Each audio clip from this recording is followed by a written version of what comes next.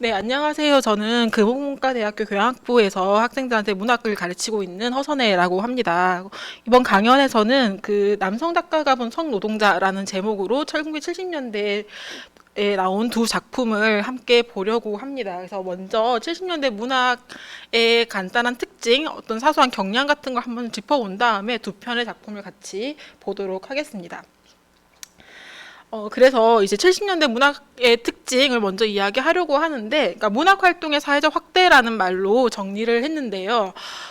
우리가 알고 있는 많은 작가들이 이 시기에 활동을 합니다. 그리고 아주 유명한 작품들, 우리가 교과서에서 많이 봤던 작품들이 이 시대에 많이 등장을 하게 됩니다. 그러니까 작가 작품만 증가하는 게 아니고 문학 잡지, 매체 이런 것도 상당히 많이 증가를 하고 출판물도 함께 증가를 합니다. 그래서 우리가 알고 있는 유명한 출판사들이 1970년대 후반에 많이 만들어집니다. 출판 시장이 지금과 다르게 상당히 호황을 겪었던 시기여서 경제적으로도 그렇고 혹은 사람들의 수요도 그렇고 그래서 문학 작품들이 많이 생산되는 시기였다. 출판물도 그렇고 그리고 이런 문학 잡지들, 그러니까 문학뿐만 아니라 되게 많은 잡지들에게 정부가 지원금을 줬던 시기이기도 합니다. 그래서 이제 많은 잡지와 출판물들이 다양한 기획을 하기 시작을 하는데요. 그러니까 이런 많이 증가한 문학 작품이 주로 했던 것은 무엇인가라고 한다면 70년대는 독재 시대였고 여기에 저항하는 내용들을 많이 담아서 작품 활동을 했습니다. 그래서 정치 사회 권력 구조에 대응하는 어떤 문학이 많이 만들어졌고 이 과정에서 가장 중요하게 등장했던 키워드는 리얼리즘입니다. 어떤 것이 사실적인가, 어떤 것이 우리 현실을 잘 반영하는가 이런 것들이 이제 문학인들, 지식인들의 주요한 관심사였다라는 거죠. 그래서 이제 도시 변두리의 빈민, 노동자, 뭐 이런 농촌 현실, 이런 현실들을 소재로 한 작품들도 상당히 많이 등장을 하는 시기라고 할 수 있습니다. 저희가 이제 이 수업에서 같이 보려고 하는 하나의 장르가 있는데요. 70년대 후반에 현장소설이라는 어떤 장르 명칭이 등장을 합니다. 지금은 되게 생소한데요. 마지막에 이야기를 하겠지만 이건 되게 짧게 등장했다가 사라진 장르이기도 합니다. 이게 70년대 어떤 문학인들, 지식인들이 보여준 어떤 하나의 욕망, 기대 이런 것들을 보여주는 키워드라고 생각을 하는데요. 이 현장소설이라는 장르는 소설문예라는 잡지에서 가장 먼저 시작을 합니다. 아까도 이야기했듯이 이 시기에 이제 그러니까 70년대 후반에 정부에서는 많은 잡지들, 매체들에게 정부 지원금을 줬습니다. 이게 그러니까 사실은 뭐 문학 활동을 무조건 장려한다는 차원에서 준 건 아니고 잡지를 길들이는 차원에서 이제 정부가 좀 관리하는 차원에서 이런 지원금을 주기 시작을 했던 건데요. 그러니까 문학 잡지 입장에서는 정부 지원금도 그러니까 지원을 받고 그 다음에 뭐 책을 출판하면 잡지를 출판하면 그 책도 상당히 잘 팔리던 시기였습니다. 그래서 경제적으로 조금 여유가 있었던 시기였고 그래서 소설문예라는 잡지에서 가장 먼저 현장소설 기획 시리즈를 시작합니다. 그래서 이제 그 많아진 자본을 가지고 작가들에게 돈을 지원해 주면서 취재비를 준 거죠. 그래서 어떤 현장에 가서 직접 취재를 하고 그 취재한 내용을 소설로 함께 그러니까 써서 발표해보자. 라는 게 현장 소설의 기획이었고 그래서 지금 화면에 보시는 것처럼 한 8개 정도의 작품이 등장을 합니다. 그리고 이 소설문예에서만 끝난 게 아니고 다양한 출판물들이 나오기 시작을 하는데요. 꿈을 사는 사람들이라는 작품집은 이 소설문예 기획 시리즈들이 이제 묶여서 단행본 출판된 것이고 근데 그 이후에도 뭐 17인 작가 모음집 이런 것도 같이 나오기도 했고 그 다음에 이제 이런 새로운 장르가 등장을 하니까 이제 문학인들, 지식인들 사이에서는 이 현장 소설이 어떤 것인가, 그러니까 좋은 것인가 나쁜 것인가 이런 것에 대한 논쟁도 벌어지기도 했습니다. 그래서 소설문예에서 이 현장 소설을 기획한 의도를 같이 한번 읽어보면 좋을 것 같아서 화면에 이렇게 준비를 했습니다. 그래서 작가에게 현장의 중요성은 상당히 이제 강조되어도 지나칠 것이 없다라고 이제 이야기를 하죠. 그래서 현장이라고 하는 것은 셋째 줄에 현장이 그러니까 우리가 가장 궁금해하고 알고 싶어하던 곳 이런 식으로 설명을 합니다. 그리고 이제 사회적 문제의 단면을 보여주는 곳이기도 하고요. 그래서 이제 이 소설문이라는 잡지가 현장 소설을 시도했다라는 얘기죠. 근데 단순한 르포와는 다르다 좀 비문학적으로 뭔가 취재해서 논픽션 같은 걸 쓰는 장르라고 생각. 생각하시면 되는데 이런 것들과 현장 소설은 다르다라고 이야기를 하면서 그 현장 소설의 차이점을 작가의 눈을 통해서 새롭게 해석하고 소설의 형식으로 농축하고 그래서 이제 우리 현실을 문학사 속에 승화된 기록을 남기려 한다라는 식으로 의미를 부여하고 있습니다. 그래서 이 기획 의도에서 봤을 때 현장이라는 것을 상당히 중요하게 생각했구나라는 걸 알 수 있습니다. 그래서 이 현장이라는 것이 대체 무엇인가를 좀 짚고 넘어가려고 하는데 아까 앞에서도 현장 소설이라는 게 등장하자 그러니까 이 현장 소설에 대해서 찬반 논쟁 같은 것이 좀 일어났는데요. 거기에 나오는 문장들을 좀 몇 개 보자면 정을병이라는 사람이 한 말입니다. 정을병은 우리가 조금 이따가 보려고 하는 소설의 작가이기도 한데요. 가장 좋은 소설을 쓰는 것은 가장 좋은 현장에 참여하는 것이다. 이런 식으로 이야기를 하고요. 그 다음에 가장 좋은 현장을 재현하는 것이다. 이런 식으로 말을 합니다. 그러니까 소설을 잘 쓰려면 좋은 현장에 참여하는 것이 필요하다라는 식으로 현장에 참여한다, 현장을 재현한다라는 것이 소설의 완성도를 결정짓는 중요한 어떤 근거라고 보고 있는 것이 정을병의 입장이었습니다. 또 다른 입장을 하나 같이 보자면요. 오천식이라는 사람이 한 말입니다. 되게 지저분하면서도 작가에게는 가장 중요한 것이다. 이렇게 이야기를 합니다. 일단은 이 오천식이라는 사람에게 현장이라는 것은 상당히 지저분한 곳이구나. 더럽고 지저분하고 혹은 좀 천박하기도 하고 상스럽기도 한 것을 보통 현장이라고 많이 이야기를 했습니다. 다시 이야기를 하면 그러니까 현장에 참여한다라고 했을 때 내가 있는 내 자리 말고 다른 사람들이 어떤 삶을 본다라는 건데 여기서 말한 다른 사람들이라고 하는 것은 뭐 도시 빈민, 뭐 가난한 사람들, 그다음에 뭐 노동자, 농촌의 사람들 이런 식으로 좀 범주화가 되는데요. 그런 사람들이 살고 있는 조금 어려운 현실들 그리고 혹은 이게 더럽고 상스러운 약간 천박한 그것이 어떤 민중의 어떤 본질이라고 생각했고 현장의 본질이라고 생각했던 사람들의 입장을 이렇게 오천식의 글에서 가장 잘 보여주고 있다라고 할 수 있고요. 마찬가지로 이 오천식은 이어서 분노, 울분, 흥분 이런 식의 되게 격강된 감정을 가지고 있는 곳이 현장이다. 그래서 이런 현장이 미학상의 만족감을 일으킬 만한 장소다. 그러니까 우리가 문학을 하는 입장에서 이 어떤 문학적인 어떤 완성도도 갖출 수 있고 그다음에 이런 사람들의 삶을 문학으로 본다면 우리가 어떤 미적 만족감 혹은 작품을 읽는 어떤 즐거움 이런 것들을 느낄 수 있는 장소다. 이런 식으로도 오천식이 이야기를 하고 있습니다. 그 정리를 해보자면 현장이라는 것이 그러니까 지식인의 자리, 지식인이 살고 있는 그 영역, 작가가 살고 있는 영역이 아니라 좀 더럽고 격렬한 민중의 공간으로 이제 현장이 설명되고 있고요. 그런데 이제 지식인이 내가 살고 있는 곳은 아니고 내 삶은 아니지만 우리가 이걸 보고 이제 직접 보고 직접 재현한다면 이게 문학의 리얼리티를 성취할 수 있다라는 어떤 믿음이 있었던 것 같습니다. 그래서 이런 지식인들의 어떤 기대와 믿음이 반영된 현장에 대한 욕망이 현장 소설이라는 장르로 이어졌다라고 할 수 있고요. 그래서 우리가 이번에 읽으려고 하는 것은 이제 두 편의 현장 소설입니다. 소설문예라는 잡지에서 이 현장 소설 시리즈를 가장 먼저 시작했다라고 했는데 가장 먼저 나온 두 편의 작품입니다. 그래서 정을병, 윤은길 이 두 작품을 읽을 건데요. 특이한 것은 이 가장 먼저 나왔던 그 현장 소설 두 편이 둘 다 성노동자를 다루고 있다라는 점에서 좀 특징적이다라고 할 수 있습니다. 그러니까 이 아까 우리 지식인과 민중, 지식과 현장 이런 것들이 되게 분할되어 있는 개념이라고 이야기를 했는데 그렇게 본다면 이 두 편의 소설은 그러니까 지식인과 현장이라는 어떤 하나의 경계를 가지고 있고요. 내가 살지 않는 어떤 다른 사람의 영역 그걸 현장이라고 본다면 지식인과 타자, 지식인과 민중 이런 식으로 경계가 나누어져 있는데 또 하나의 경계가 동시에 있습니다. 그러니까 남성과 여성이라는 성차가 발생을 하는 거죠. 그리고 남성 지식인이 보는 여성 성노동자라는 거죠. 그래서 우리가 앞에서 현장이라고 하는 것을 우리가 직접 본다면 이걸 잘 재현한다면 좋은 작품을 쓸 수 있을 것이다. 그리고 현장을 재현하는 것이 가능하고 그것이 어떤 미학적인 만족감을 줄 수 있을 것이다. 이런 식의 기대가 상당히 많이 있었는데 이 기대가 정말로 충족될 수 있었던 것인지 이런 것들을 한번 생각하면서 두 편의 작품을 같이 읽어보려고 합니다. 그래서 일반적으로 남성이 재현하면서 여성 성노동자라고 하는 것이 그러니까 정을병과 윤은길을 떠나서 모두 대부분 남성 주체성을 회복하는 수단으로 활용되기도 하고요. 혹은 여성 성노동자를 완벽한 수동적인 피해자로만 간주하는 경향도 있습니다.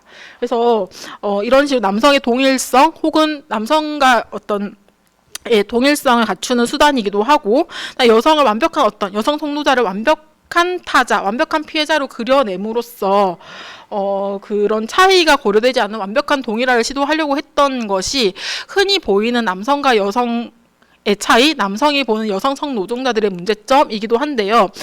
정을병과 윤은길의 작품에서 이런 경향이 어떻게 나타나고 혹은 어떻게 피해가고 있는지를 같이 살펴볼 수 있을 것 같습니다. 그래서 두 번째 챕터에서는 이제 먼저 정을병의 작품을 같이 보도록 하겠습니다. 그래서 이제 보려고 하는 정을병의 소설에 관한 제목을 초국적 성매매를 향한 남성적 시선이라고 정리를 했는데요. 초국적 성매매, 그러니까 국가의 경계를 넘어가는 성노동, 성매매의 어떤 양상이, 그러니까 한국 역사에서는 양공주와 관광기생으로 나타납니다. 그러니까 양공주라는 말은 많이 들어봤을 수 있을 것 같아요. 그러니까 6.25 전쟁 이후부터 이제 미군이 한국에 주둔하면서 주한미군을 위한 위안부들을, 그러니까 성노동자들을 많이 양산했던 거죠. 그들을 이제 모아서 양공주라고 불렀고요. 관광기생이라는 말은 아마 중고등학교 교과과정에서는 들어본 적이 없는 말일 겁니다. 그러니까 이름을 봤을 때, 그러니까 관광객을 위한 기생, 그러니까 관광객을 위한 성노동이라고 생각하시면 되겠고, 이 둘이 전부 다 국가의 경계를 넘어서서, 그러니까 한국 여성 성노동자가 외국인을 상대로 성노동을 하는 그런 양상들입니다. 그러니까 이런 것들이 문제가 됐던 것은 사회적으로 이런 사람들이 많았다라는 것이기도 하고, 그러니까 당시 정부가 어떤 불경기에 대응하기 위한 방법으로 관광 촉진 정책을 하거든요. 그런데 여기서 좀 중요하게 개발되는 것이 여성의 몸이었다. 그러니까 관광객을 유치하기 위해서 관광 자원들, 장소를 개발하는 것이 아니라 여성의 몸을 주요한 상품으로 만드는 것이 이 당시 정부가 하려고 했던 일이었다라는 거죠. 그래서 이 성매매를 기반한 관광 산업에서 가장 중요한 고객은 미군, 그러니까 양공주의 어떤 성을 사는 미군들, 그리고 이제 관광기생의 성을 사는 일본인 관광객, 이런 사람들이 주요한 고객이었다라는 거고요. 그래서 일본과의 어떤 관계에는 우리나라에서 1965년에 한일 국교가 정상화됩니다. 그러니까 해방이 된 이후에 그러니까 한국과 일본의 어떤 국제 교류가 중단되어 있다가 65년부터는 이제 국교를 정상화하자라는 결정을 했고, 그러니까 그 일을 기점으로 일본인 관광객들이 상당히 많이 한국에 들어오게 됩니다. 그래서 화면에 보는 것처럼 62년부터 79년까지 관광객 수의 어떤 증가표인데요. 감소한 경우가 거의 없습니다. 74년 정도만 잠깐 감소를 했고, 나머지는 거의 20-30%씩 매년 상승을 하고 있습니다. 그러니까 관광객이 계속 폭증하고 있던 시기였다라는 거고요. 이렇게 관광객이 많아지니까 이제 국가에서는 이 초국적 성매매를 이제 좀 중요하게 이제 관리를 하겠다라는 어떤 목적 하에서 71년이 되면 한국식 요정, 그러니까 성매매가 자주 일어나는 장소를 보통 요정이라고 많이 불렀는데요. 이런 것을 이제 관광업 종에 이제 추가를 하기도 하고요. 73년이 되면 이제 국제관광협회에 요정과를 설치합니다. 그러니까 정부의 주요 부서 중에 하나가 이 성매매를 담당하고 있는 부서였다라는 거고요. 그래서 이 관광기생에게 증명서를 발급해 주기도 하고, 그 다음에 외국인들을 상대하기 위해서 필요한 교양교육을 담당하기도 하는 이런 양상을 보입니다. 그러니까 쉽게 생각하면 우리나라에서 지금 공무원을 다루는 방식이라든지 혹은 학생들의 어떤 교육을 제공하는 방식이 관광기생에게 적용되었다라는 거고, 그만큼 나라가 국가에서 이 성매매를 하는 여성 노동자, 성노동자를 이제 중요한 자원 상품으로 활용을 했다라는 걸 짐작해 볼 수 있겠습니다. 그래서 이제 특히 일본인 대상으로 한 성매매 여성을 기생으로 지칭하면서 관광기생 혹은 기생관광 이런 식으로 말을 많이 합니다. 제가 신문 기사 한 개를 이제 가지고 왔는데요. 기생파티라는 제목이 부제가 있어요. 그러니까 이제 관광기생의 성을 구매하는 행위를 이제 기생파티라는 식으로 표현을 하기도 했습니다. 그래서 73년에 나온 일본인 관광, 한국의 실상, 이런 식의 어떤 기사인데요. 기사의 한 부분을 같이 읽어보도록 하겠습니다. 초록색으로 되어 있는 부분인데요. 일본 여성의 고유의 이미지를 한국 여성 속에서 찾으려 한다. 라는 식으로 일본인 관광객들이 이렇게 많이 몰리는 이유를 설명하고 있습니다. 그러니까 예전에 뭐 좀 순정적이고 인내하고 남성에게 모든 걸 다 해주는 그런 여성의 이미지를 한국 여성에서 찾으려고 했던 것 같다라는 식으로 분석을 하고 있고요. 그래서 뭐 혹은 산업사회에서 상실된 자아를 찾으려는 몸부림, 그러니까 이 남성 성 구매자들의 어떤 자아 찾기를 이 기생관광을 통해서 실현하고 있다. 이런 식으로 설명을 하고 있기도 합니다. 그래서 밑에 이제 그 어떤 일본인 관광객의 인터뷰를 실어놨는데요. 일본 사회의 급격한 변화로 일본 여성이 상실한 헌신과 순종과 부드러움 같은 미덕을 한국 기생에서 발견하고 놀라웠다라고 하는 정중한 서신을 보내오기도 했다라는 겁니다. 그래서 그냥 이 성을 구매한 남성들이 단순히 그러니까 이 성을 구매하는 것에서 떠나서 여기서는 이제 그런 한국 여성을 통해서 이제 순종과 인내, 그러니까 자기에게 무조건 헌신하는 여성상 이런 것들을 통해서 자기 충족, 자기 만족을 하게는 어떤 그런 성향이 있었다라는 거고요. 근데 또 다른 차원에서 문제가 되는 것은 이런 상황을 보고 있는 한국 남성들의 시선입니다. 한국 남성 지식인들은 이런 기생관광을 어떻게 받는가? 가장 대표적으로 이런 관점을 보여주고 있는 것이 리영이라고 하는 당대의 진보적인 언론인, 사회운동가가 쓴 외화 일본인이라는 에세이입니다. 그래서 이 에세이를 정월병의 소설에 앞서서 먼저 한번 같이 읽어보도록 하겠습니다. 앞에서 이제 나의 외국인 친구가 방문해서 이제 호텔에 자주 가게 되었다라는 이야기를 하면서요. 이제 이 친구가 나 어젯밤에 되게 불쾌한 장면을 봤어 라고 이야기를 하면서 반나치의 몇몇 일본 사나이가 한 여인을 이리 쫓고 저리 쫓고 하면서 밤에 여인의 쟁탈전을 벌이더라, 이런 식으로 이제 설명을 합니다. 그러면서 이제 그런 말을 듣고 보니까 이 일본인 관광객들이 상당히 많이 한국에 와 있구나. 그래서 이 서울의 호텔은 이 왜소한 동량의 벼락부자들로 술렁거리고 있었다. 이런 식으로 표현합니다. 그만큼 일본인들이 이제 성구매를 위한 어떤 관광을 상당히 많이 하고 있었다라는 이야기를 이제 여기서 하고 있고요. 근데 여기서 약간 그 일본인의 어떤 폄하적 시선 같은 게 보이죠. 왜소한 동량의 벼락부자 이런 식의 표현도 있고요. 그 밑에 보면 이제 그들의 민족성답게라는 식의 표현으로 써서 그러니까 일본 민족을 조금 폄하하는 시선을 같이 보여주고 있습니다. 그래서 이제 좀 넘어가서 그러니까 며칠을 두고 이런 광경을 보다 보니까 언제부터 이 나라가 이렇게 되었는가라고 하면서 한탄을 했다라는 겁니다. 그래서 그러면서 갑자기 옛날 생각이 떠오릅니다. 해방되던 날에 일본식 칼, 일본도를 치우면서 두고 봐 20년이면 돌아올 테니 하면서 하던 중학에, 그러니까 이 리영이가 다니고 있던 중학교에 일본인, 그러니까 무도교사, 그러니까 무술교사입니다. 그러니까 그런 교사의 얼굴이 호텔의 문을 꽉 막아서는 것이었다. 라는 식으로 쓰고 있습니다. 그러니까 이게 실제로 그 사람일 수도 있겠지만 아마 이게 비유적인 표현이라고 짐작이 되는데요. 그러니까 우리가 해방될 때 자기를 반성하지 않고 우리가 20년 후에는 다시 이 나라를 정복하러 올 거야 라고 생각했던 그 일본인 교사와 지금 한국에 성을 구매하러 오는 일본인 남성들이 동일시 되고 있다라는 거죠. 그래서 이제 그 다음 에세이에서 계속 넘어가서 읽어보면, 얼마 전 정부는 외국인 관광객을 더 많이 유치한다는 의도에서 이제 통행 금지 시간을 면제해 주었다. 뭐 이런 식의 여러 가지 정책들을 썼던 거죠. 이런 걸 읽으면서 뭐 관광요원인가 뭔가 하는 공식 명칭으로 이 특전이 부여된다는 말이다. 그래서 그 이유는 이제 물론 외화 획득이라는 국책에 이들의 공이 지대하다는 것이다. 그러니까 일본인 관광객을 이렇게 많이 유치하면 우리가 외화벌이를 상당히 많이 할 수 있을 거고, 그런 점에서 이 성노동자들이 이제 국가에서 주요 관리 대상이 되었다라는 건데, 그런 것에 대해 좀 비판적 시선을 보여주고 있습니다. 그래서 이제 밑에 내려가서 이제 이 일본인이 쓰고 있는 외화들이 얼마나 되는가 이런 식의 수치를 같이 보여주기도 하고요. 그래서 게다가 지금 일본에서는 세계에서도 가장 값이 싼 한국의 밤의 여성이 한층이나 여창의 이국 정치를 돋운다는 경험담으로 일본 사나이들이 너도나도 군침을 삼키고 있다는 소식이다 라는 식으로 설명을 하고 있습니다. 그래서 이제 마지막 부분으로 가면, 그러니까 이런 생각을 하다 보니까 이런 이제 국가가 지금 시도하고 있는 정책은 딸을 바치고 그 대가로 부자가 되는 아버지와 얼마나 도덕적으로 차이가 있는지 모르겠다라고 하면서 정부를 이제 비판하고 있는 거죠.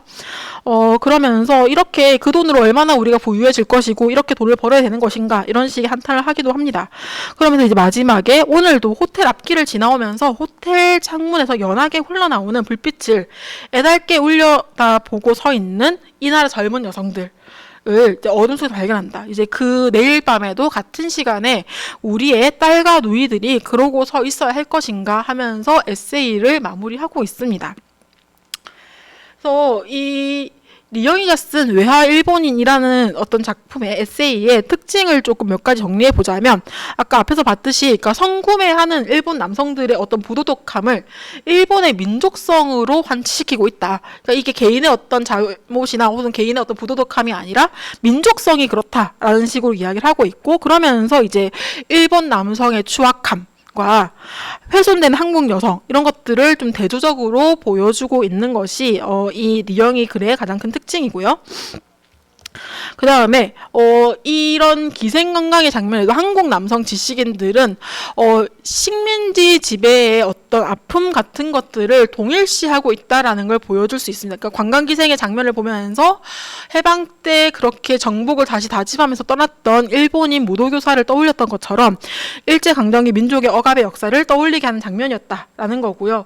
그래서 결국은 이 국가 간 성매매라는 초국적 성매매라고 하는 것이 어떤 그러니까 제국주의나 헤게모니 다툼으로 계속 환치가 되고 있고 그리고 동시에 이 성노동자의 섹슈얼리티라고 하는 것은 누이와 딸, 훼손된 국가의 누이와 딸로만 이렇게 한정되는 특징을 보여주고 있습니다.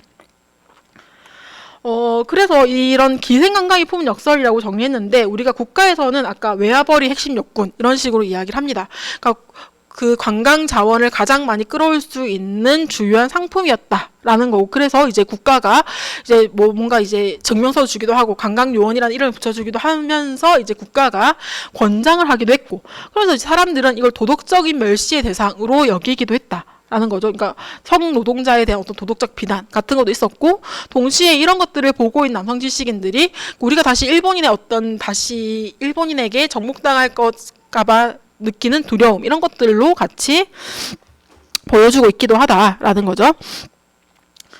그렇다면 이런 기생관광을 취시하고 있는 작가 정을병은 대체 어떤 생각을 했을까라는 게 이제 주요한 소설을 읽는 주제가 될 텐데요.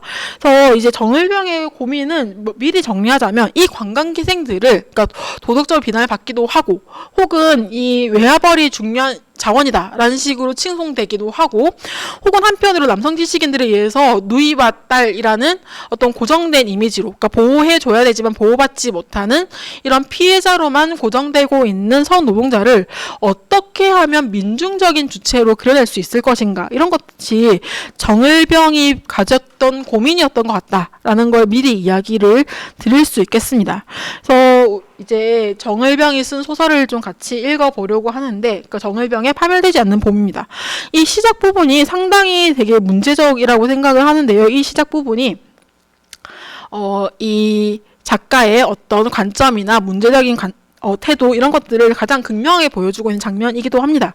그래서 시작 부분을 좀 같이 읽어보겠습니다. 그래서 그 서울의 석양은 여성적인 아름다움을 지니고 있다라는 식으로 이 소설을 시작합니다. 이 여성적인 아름다움이란 되게 추상적인 어떤 실체 없는 어떤 개념으로 서울을 이제 정체화하고 있고요. 그러면서 이제 뭔가 경치가 좋은데 이 경치가 관연한 여자의 은근히 유혹적인 미소 이런 식으로 이제 여성의 섹슈얼리티를 이제 서울의 특징과 연결시키고 있다. 그래서 서울은 외간 남자의 침입을 많이 받은 것일까라고 질문을 던지죠. 그러니까 서울은 여성적이기 때문에 외간 남자들의 침을 많이 받았다라는 식으로 좀 단순한 동일시를 보여주고 있습니다. 그래서 여자는 남자에게 유린되어도 절대로 굴복당하지 않은 속성을 가지고 있다라는 식으로 계속 여성의 본질을 이렇게 존재하지 않는 여성의 본질을 강조하고 있는 것이 이 소설의 시작이다라는 거고요. 그래서 한국 여자들은 그런 면에서 되게 으뜸이고 파멸되지 않는 어머니 그래서 서울은 도참적이다 이런 식으로 이야기를 하면서 시작을 합니다.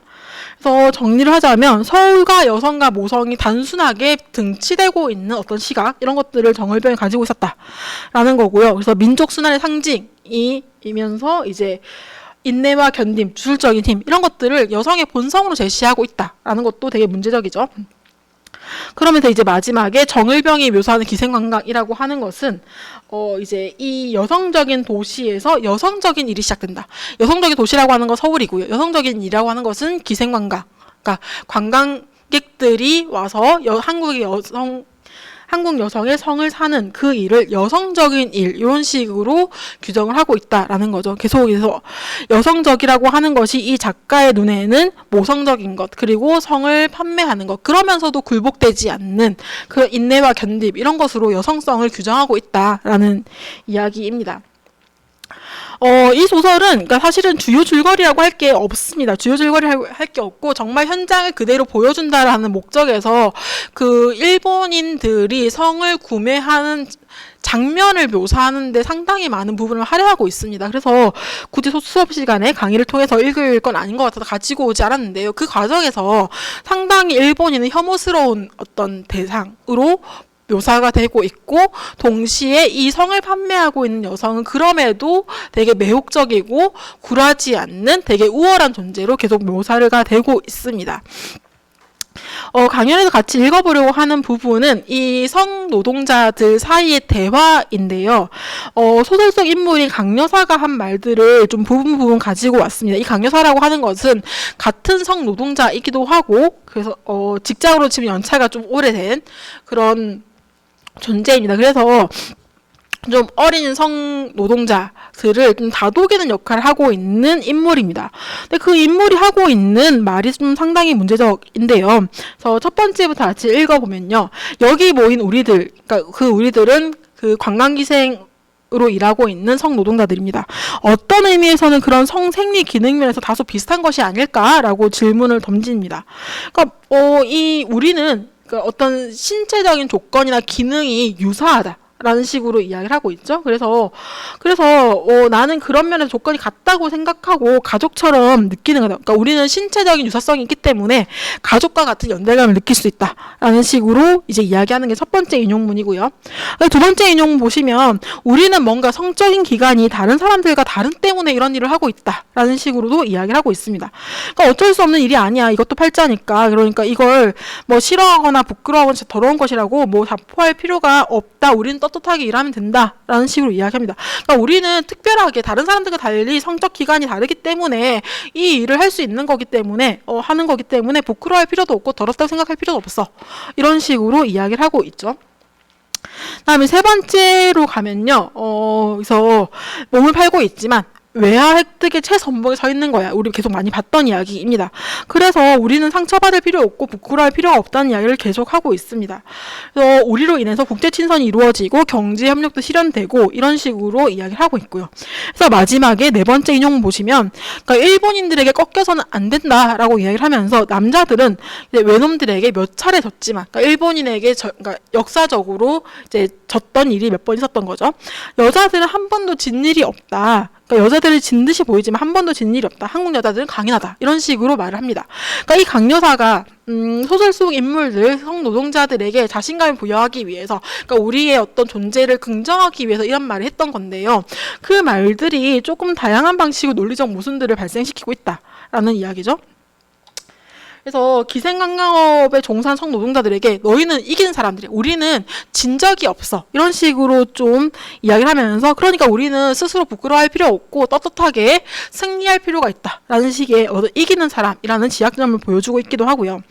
그러면서 이제 그런 진 일이 없다라고 말을 하는 것은 우리가 역사적으로 일본에 굴복당한 일이 몇 번 있었지만 이 여성들의 존재를 통해서 우리는 일본을 이길 수 있다라는 식의 어떤 민족적인 상처를 치유할 수 있는 가능성을 이제 좀 찾으려고 하는 작가의 시선이 강여사의 말을 통해서 발화되고 있다라고 볼 수 있습니다. 그 다음에 보려고 하는 것은 이제 소설적 인물이 아니라 서술자의 어떤 표현입니다. 근이라고 쓴 사람은, 그러니까 그 주요한 인물인 성노동자를 말합니다. 그래서 이런 성노동자를 긍정하는 서술자의 말이 어떤 태도를 보여주고 있는지를 같이 한번 보도록 하겠습니다. 인용문을 보면 일단은 그녀는 지혜가 많은 사람이었다라는 식으로 이야기를 하고 있습니다. 그러니까 지혜롭기 때문에 자기의 일을 부끄러워하거나 혹은 자기의 앞날이 망가져야 한다 이런 식의 생각한 사람이 아니었다. 그러니까 성노동자의 현재를 긍정하는 인물을 지혜로운 사람이다 라는 식으로 표현을 하고 있습니다. 그래서 그녀는 항상 떳떳하였다. 그래서 이런 직업이 아니었으면 더 좋았겠지만 어차피 이런 직업이 주어졌다면 이거라도 선용하는 편이 현명한 일이었다라고 이제 서술자가 말을 합니다. 세상에 돈을 버는 방법이 여러 가지가 있지만 결국 도덕 문제를 가지고 따진다면 특별히 깨끗할 것도 없고 특별히 더러울 것도 없다는 현실이라는 것을 그녀는 잘 알고 있었다라고 이야기를 합니다. 그러니까 다른 직업들도 도덕적으로 문제가 있는 직업들이 많으니까 성노동자만 굳이 도덕적으로 문제가 되는 건 아니야 라는 식으로 이야기를 합니다. 그래서 뭐가 나쁘다는 것일까라는 식으로 이제 서술자가 말을 하고 있습니다. 그러니까 이런 식의 어떤 문장들이 이 소설적 인물인 성노동자를 긍정하고 이들의 어떤 현재를 좀 도덕적 비난에서 이제 피하기 위해서 하고 있는 말이긴 한데요. 여러 가지로 계속 문제가 있다라는 거죠.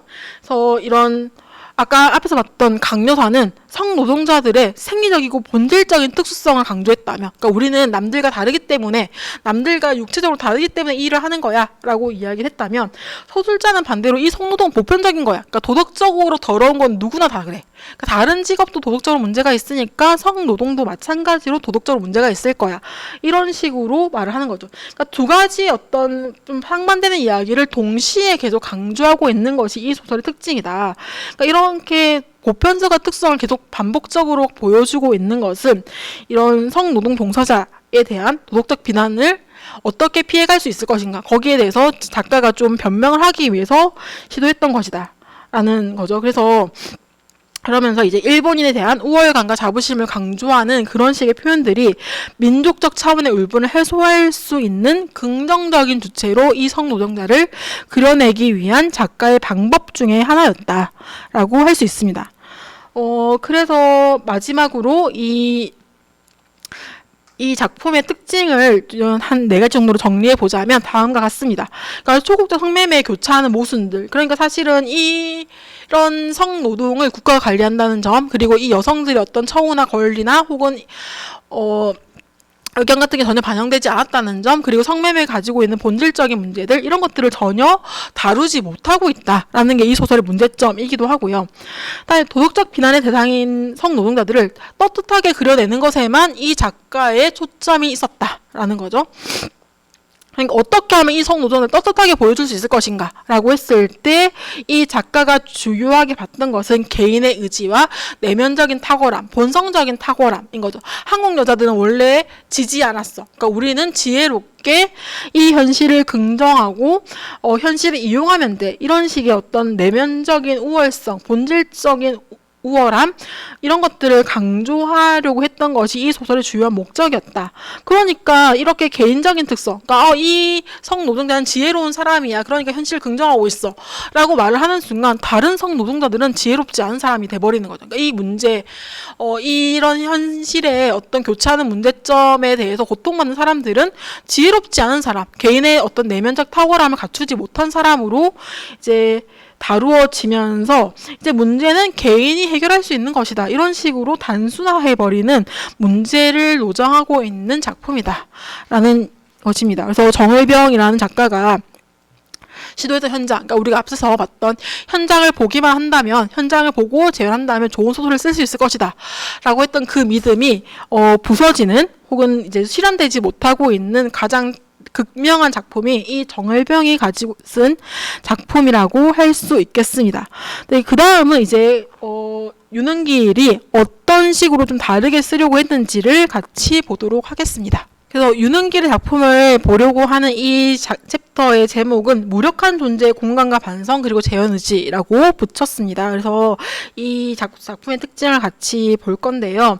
먼저 이 기지촌의 문제를 좀 같이 보도록 하겠습니다. 그러니까 이 유능길의 돛대도 아니 달고라는 작품은 미군 철수에 따른 기지촌 현장을 취재해서 소설을 쓰겠다라고 이제 밝혔습니다. 그래서 이 기지라는 말은 미군 기지의 줄임말입니다. 그러니까 한국 전쟁 이후로 주한미군이 이제 한국에 주둔하면서 대한민국 영토 여러 곳에 미군 기지를 설치했죠. 그리고 이 미군 기지를 중심으로 그 근처에 기지촌이라는 공간이 생겨납니다. 그러니까 기지를 둘러싸고 있는 마을인데요. 사전적으로는 화면에 있는 것처럼 정의가 됩니다. 그러니까 이런 군사적 여러 가지 필요성에 의해서 주둔하는 병력을 중심으로, 그러니까 미군 기지를 중심으로 그 주변에 발달되며 서비스업 중심의 생활권을 형성하는 군사 칠학이다. 이런 식으로 설명을 하는데요. 그러니까 미군 기지들이 있으면 미군들이 많이 살게 될 것이고, 이 미군들이 소비도 해야 되고 밥도 먹어야 되고 뭐 술도 마실 거고 그리고 성매매까지 하게 됩니다. 그런 일들이 벌어지는 곳을 기지촌이라고 불렀습니다. 그래서 한국의 대표적인 기지촌은 뭐 동두천에 있었는데요. 이 소설도 그 근방을 이제 서울 북쪽을 좀 다루고 있습니다. 아까 강간기생을 정부가 이렇게 다루고 있었던 것처럼 이런 양공주, 미군 기지촌 이런 것들도 국가가 주도적으로 어떤 정책들을 마련해서 이 성노동자를 관리하기 시작을 합니다. 그러니까 미군들의 건강을 위해서, 그러니까 이 성노동자들이 성병에 걸리지 않았는가 이런 것들을 검사해주는 일도 하고요. 그러니까 뭐 여러 가지로 이제 국가폭력을 자행합니다. 몽키하우스라는 말을 좀 들어보셨을 수도 있을 것 같은데요. 그러니까 이 기지촌의 이 성노동자들의 성병을 관리하기 위해서, 그러니까 성병에 걸린 여자들, 성노동자들을 감금해서 뭐 강제로 치료하고 뭐 이런 일들을 했던 일입니다. 그 화면에는 최근 사진인데요. 실제로 성병 치료소로 사용되었던 건물입니다. 지금 이 공간을 동두천에서는 이제 이 건물을 허물어 버리려고, 그러니까 되게 흉물스러운 장소니까 허물어 버리려고 하고, 시민단체들은 이곳을 역사적으로 보존해야 된다라고 주장을 하고 있는 약간 논쟁이 벌어지고 있는 장소이기도 합니다. 그러니까 이런 식의 어떤 성병관리소를 두면서 국가가 성노동자들을 관리하고 착취했다라는 것을 보여주고 있는 어떤 실제적인 이제 그런 장소이기도 하고요. 소설에서 문제시하고 있는 장면은 이제 74년 이후에 동두천 미군기지 철수 이후의 장면입니다. 그러니까 미군기지를 철수하겠다는 어떤 발표가 있었고, 그러니까 70년대 미국 정부가 계속해서 주한미군을 철수하겠다라는 움직임을 좀 보여줬거든요. 그래서 이 기지촌의 위기, 이 미군 기지가 사라지면 어떻게 될 것인가에 대한 어떤 국가적인 사회적인 불안 같은 것들이 계속 있었다라는 거죠. 그러니까 마찬가지로 대표적인 신문기사를 하나 보려고 합니다. 이 신문기사는 철군의 경제 그 영향과 대책이라는 시리즈 기획입니다. 그러니까 이제 주한미군이 철수하고 난 다음에 어떤 영향을 받을 것인가 뭐 이런 건데요. 그 중에서 기지촌 문제를 다루고 있는 그런 두 편의 신문기사입니다. 신문기사에서 보여주고 있는 사진을 보시면 기지촌의 풍경입니다. 그래서 흔히 보는 상가 같은 건데요. 성매매가 이루어지고 있는, 그러니까 성매매와 유흥업소들이 질비해 있는 그런 공간이라고 할 수 있습니다. 가장 먼저는 이제 주한미군 철수하면 우리가 북한이 쳐들어오지 않을까 이런 식의 어떤 공포가, 안보 불안 같은 것들이 가장 심했다라는 거죠. 그래서 사람들이 불안해하고 있다라는 게 이제 첫 번째 주요한 문제점이었고요. 두 번째로 이 기사가 다루고 있는 것은 기지촌의 경제 위기입니다. 제목도 경제와 그 영향 대책 이런 거잖아요. 그러니까 미군들이 이제 곧 떠나야 된다 뭐 이런 생각을 하면서 소비를 하지 않기 시작했다 이런 것들을 문제 상황으로 보고 있습니다. 그러면서 또 동시에 부동산 거래도 중단되었다. 그러니까 이 상업시설을 누가 사서 혹은 월세를 내고 들어와서 장사를 해야 될 텐데 그러려는 사람이 이제 없어지는 거죠. 소비자가 사라지니까. 그러면서 이제 경제적으로 타격을 받을 것이다 라는 것식의 어떤 불안과 위기감을 이 신문기사가 보여주고 있습니다. 그러면서 이 기지촌 사람들이 기촌을 대표하는 사람들이 이런 식의 경제 위기가 닥쳐왔는데 어떤 식으로 해결해 줬으면 좋겠는가라고 했을 때 이런 식의 대안을 마련하는 거죠. 그러니까 우리가 그러면 이 기촌이 없어지고 실제로 이제 이런 서비스업, 상업적인 기능을 하지 못한다면 이 자리에 공장을 만들어 줬으면 좋겠다. 공장 설립해서 우리들을 취업시켜 줬으면 좋겠다. 이런 식의 대책을 제언하는 거죠. 그러니까 마을 구성원들의 생계 유지를 위해서 지원을 해주거나 혹은 일자리를 알선해주거나 이런 식의 요청을 하고 있기도 합니다.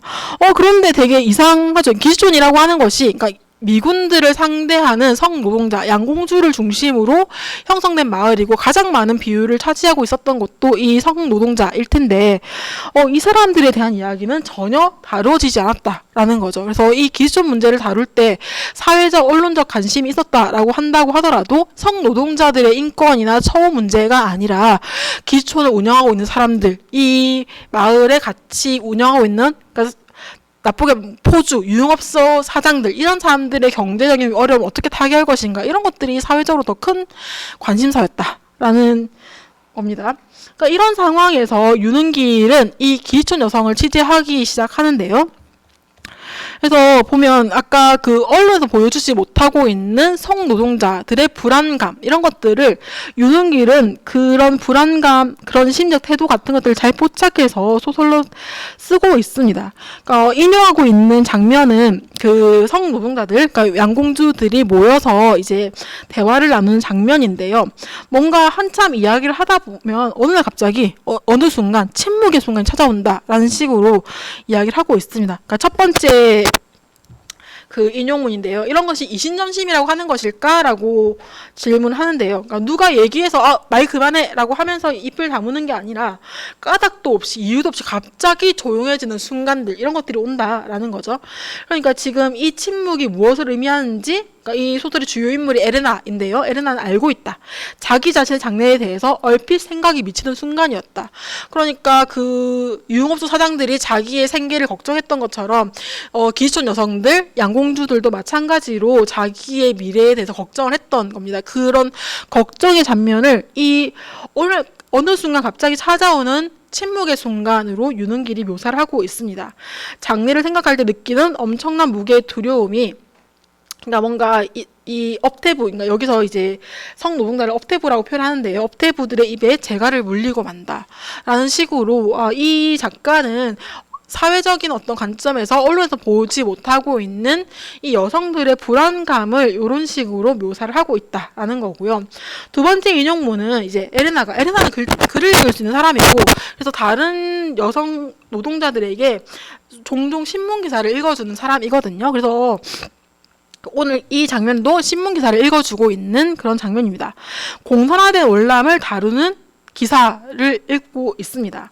그래서 이런 이제 거기에는 두 번째 줄인데 미군 부대 종업원이나 위안부 출신의 최후를 증명한 장면도 있었다. 라는 거죠.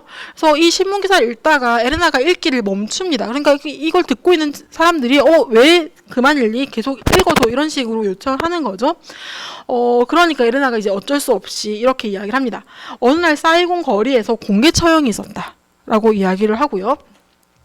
구경꾼들이 지켜본 앞에서 눈에다 헝겊도 안 대고 총으로 쏴 죽이는데 죽이는 사람은 공산당이고 죽는 사람은 미군 부대 종업원이나 미군을 상대로 영업을 한 위안부였다라는 식으로 이야기를 하고 있습니다. 그러니까 그 옆에 가까운 나라에서 이제 베트남이 공산화되면서 공산당들이 이제 사람들을 이제 죽이는 장면들 같은 걸 보여주는데 가장 이 신문에서 언급하고 있는 장면은 그러니까 미군 부대 종업원, 그 다음에 미군을 상대한 위안부, 그러니까 자기와 같은 처지의 사람들이 베트남에서 이렇게 공개 처형 당했던 그런 기사들을 읽게 되는 장면입니다. 그러니까 그 베트남에서 베트남처럼 공산화가 된다면, 그러니까 미군이 철수해서 우리도 북한에게 점령당해서 공산화가 된다면 우리가 가장 먼저 처형을 당할 것이다 같은 공포감을 이 성노동자들이 느끼고 있었다라는 거죠. 그런 장면을 어떤 말하지 못하는 어떤 장면들, 침묵이 찾아오거나 신문 기사를 계속 읽어나가지 못하거나 그러니까 이런 식의 장면들로 유능길이 묘사해내고 있습니다. 그래서 이 여성들이 느끼는 불안이나 공포감을 그러니까 얘들이 불안하다, 얘들이 공포를 느낀다라고 쓰기보다는 말하지 못하는 장면들을 통해서 유능길은 보여주려고 했다라는 거고요. 그러다가 이제 이 소설의 주요한 에피소드 중에 하나는 이 에레나에게 한 남학생이 찾아오는 일입니다. 이 남학생은 사회산업과 남학생이라고 하고요. 와가지고 내가 이 에레나 씨와 같은 사람들을 그러니까 조사해서 논문을 쓰고 싶다라고 이야기를 합니다. 그러면서 뭔가 대화하는 중간에 이런 이야기를 하거든요. 미스 박은 에레나를 이야기하는 건데요. 비계덩어리라는 소설을 읽어본 적이 없냐. 그러니까 지배인한테 대학을 중퇴했다고 들었습니다. 이런 식으로 말하면서 그 정도 학력이면 너도 소설 하나 읽어보지 않았니? 라고 이야기를 합니다.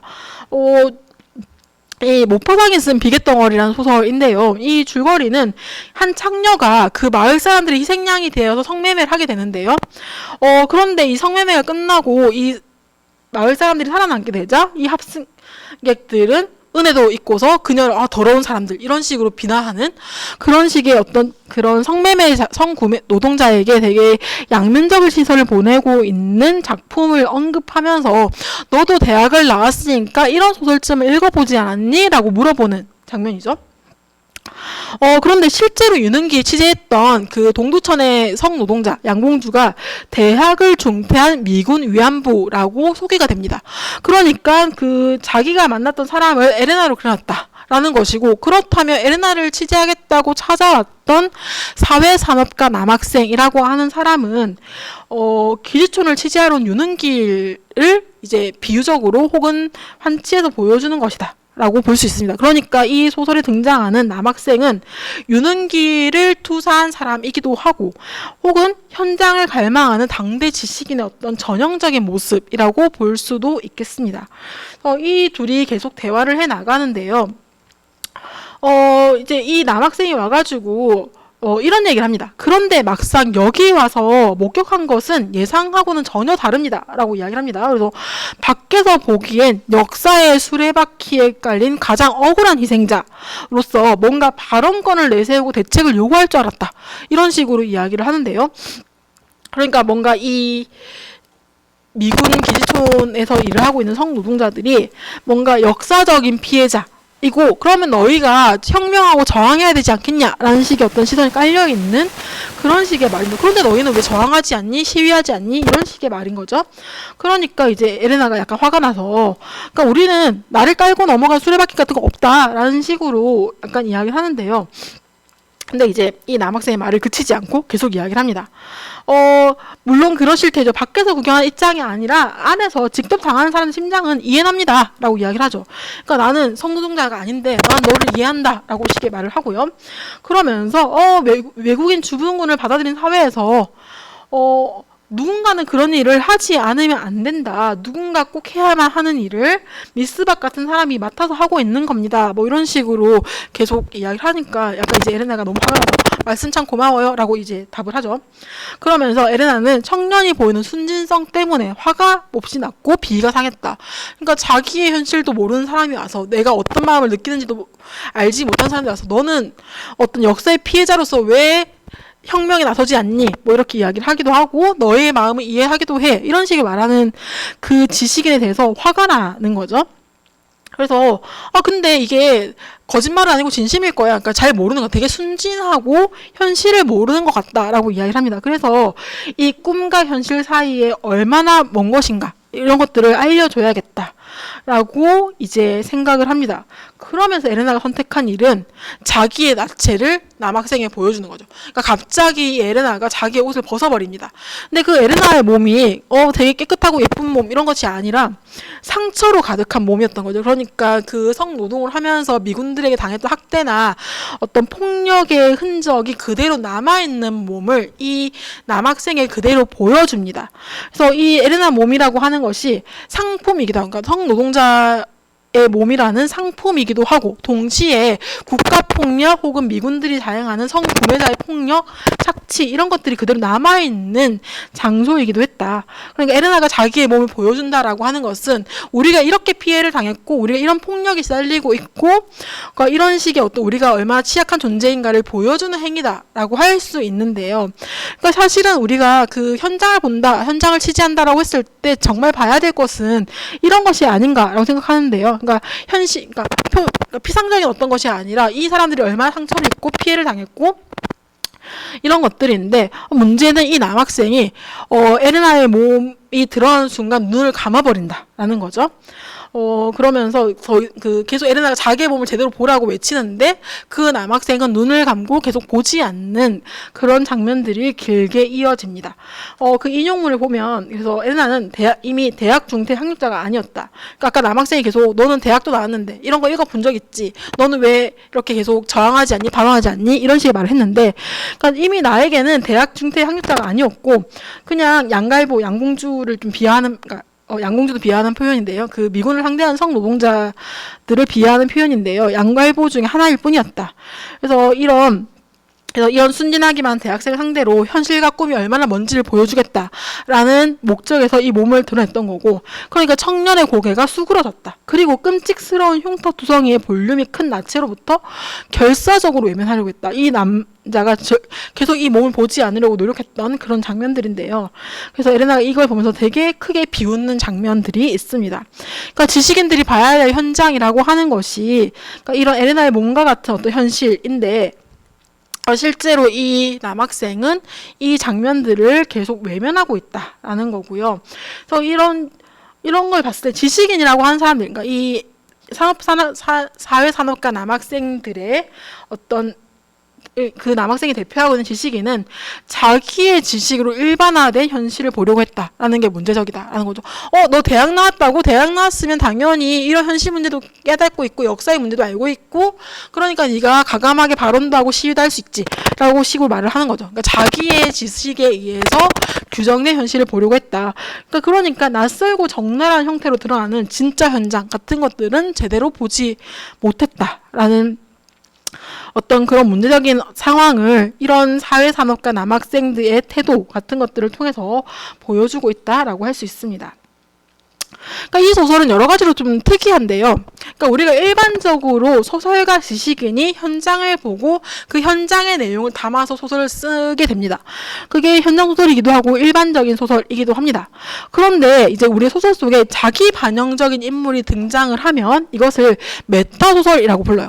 그러니까 소설 쓰기에 관한 소설입니다. 그래서 주인공이 자기와 똑같은 사람인 거죠. 내가 소설가인데 이 소설 속 주인공도 소설가이고 그 다음에 뭐 나이도 비슷하고 성별도 비슷하고 그렇다면 우리가 자기 반영적 인물이 등장하는 메타 소설이다 라고 이야기를 합니다.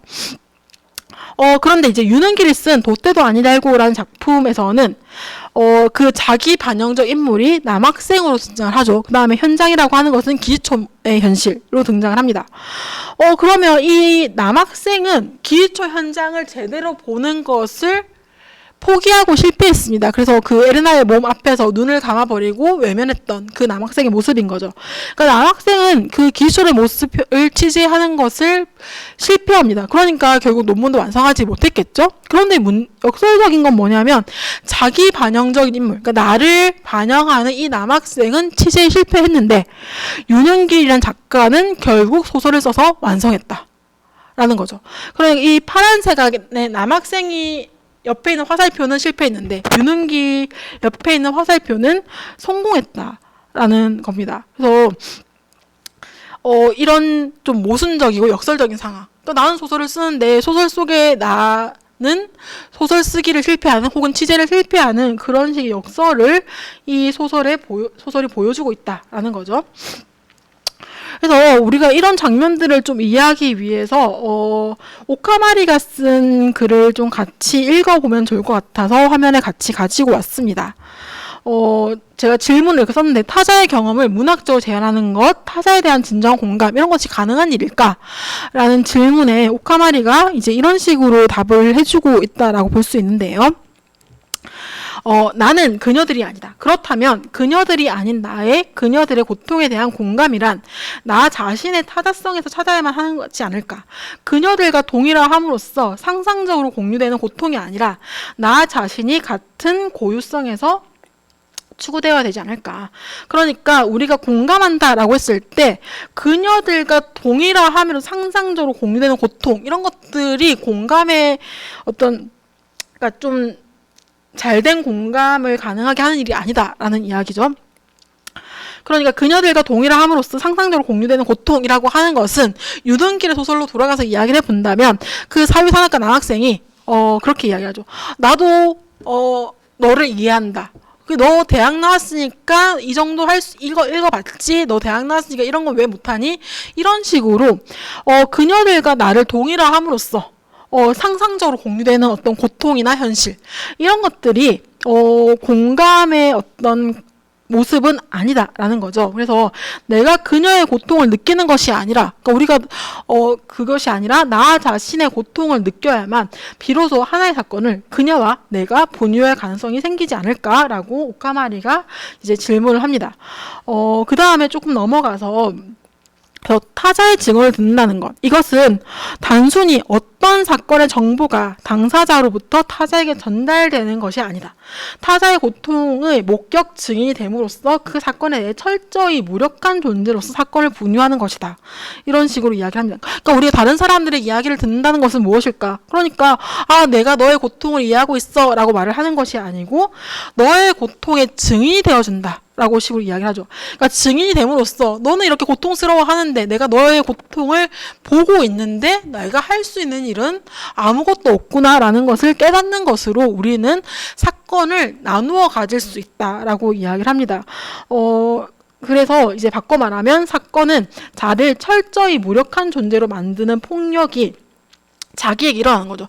그러니까 내가 뭐든 할 수 있을 것 같고 내가 취재만 한다면 이 현실을 잘 보여줄 수 있을 것 같았는데 이 사람의 말을 듣고 이 사람의 현실을 보는 순간 이 사람의 현실을 목격하는 순간 나는 너무 왜소하고 너의 어떤 고통이나 현실에 내가 해줄 수 있는 게 아무것도 없고 내가 함부로 쉽게 동일할 수도 없다라는 것을 깨닫는 고통, 그것이 우리가 사건을 나누어 가지고 타자에 대해서 공감을 하는 방법일 것이다 라고 이제 말을 하고 있습니다. 그래서 이 마지막 줄에 나의 공감이라고 하는 것이 사건의 폭력에 대한 나 자신의 이 철저한 무력함으로부터 발화될 것이다 라고 이제 설명을 하고 있는 거죠. 그러니까 유능길이 보여주었던 이 소설의 어떤 모순, 그러니까 다시 말하면 이 남학생은 실패했고 자기는 소설을 끝내 썼지만 자기를 반영한 소설 속 남학생은 끝내 소설 쓰기를 실패하는 그 장면은 나의 무력함, 해야 할 수 있는 일 아무것도 없는 나의 모습을 소설 속에 그대로 드러내는 장면이다 라고 볼 수 있겠다라는 거죠. 그래서 정리를 해보자면 그 타자에게 공감한다 라고 하는 것은 아까 오카마리가 이야기했던 것처럼 철저히 무력한 존재로 사건을 나누어 가지는 것이다. 그래서 동일시가 아닌 목격과 증인되기를 통한 어떤 실천적 행위가 타자에 대한 공감의 좋은 방법이라고 이야기를 하는 거죠. 그러니까 소설 속에서 에레나와 그녀들의 동료들이 느끼는 어떤 불안과 두려움 이런 것들이 남성 지식인이 쉽게 짐작하거나 동일시할 수 있는 것은 아니다는 거죠. 그러니까 그 아까 정을병의 소설에서 봤던 것처럼 우리 너무 훌륭한 사람들이니까 괜찮아. 우리는 탁월한 사람들이니까 잘 이겨낼 수 있어 라고 말하는 방식으로는 이 사람들과 어떤 공감과 연대를 할 수 없다라는 거고요. 그렇다면 이제 유능길은 기준 여성들과 자기 사이 어떤 아주 깊은 거리감, 그러니까 메울 수 없는 차이 이런 것들을 감지하고 있지만 그럼에도 불구하고 내가 이 사람들을 그대로 소설로 표현하는 것은 불가능한 일이구나를 생각했지만 동시에 그녀들에 대한 제안을 포기하지 않는다라는 겁니다. 그러니까 이 소설의 모순 이런 데서 발생을 한다라는 거죠. 나는 소설을 계속 썼지만 이 사람들에 대한 소설을 써야 된다는 사명감을 가지고 있지만 내가 소설 쓰기에 성공했어, 취재에 성공했어 라고 보여주는 방식이 아니라 나는 취재에 실패했고 실패할 수밖에 없는 그런 모순들을 보여주고 있는 것이 유능길 소설의 특징이다 라는 거고요. 그래서 유능길이 에레나의 현장을 그려내는 동시에 그것을 이제 자신의 언어와 지식으로 포착하려고 하는 지식인들의 어떤 무능함, 섣부름 이런 것까지 같이 보여줌으로써 이런 방식으로는 우리가 완전한 재현, 타자에 대한 공감, 현장에 대한 어떤 이해 같은 것들을 할 수 없을 거라는 메시지를 강력하게 보여주고 있는 것이 윤은길의 소설이라고 할 수 있습니다. 이제 마무리를 하려고 하는데요. 아까 시작할 때 이야기했지만 현장소설이라고 하는 것이 금방 나타났다 금방 사라집니다. 70년대 중반에 등장을 했다가 80년대에 가면 더 이상 쓰여지지 않게 됩니다. 아주 짧은 수명을 가진 장르인데요. 그러니까 이제 80년대 문학이 되면 이 리얼리티가 어떻게 성취되는가라고 한다면 르포와 수기야 같은 비문학 장르가 상당히 많아집니다.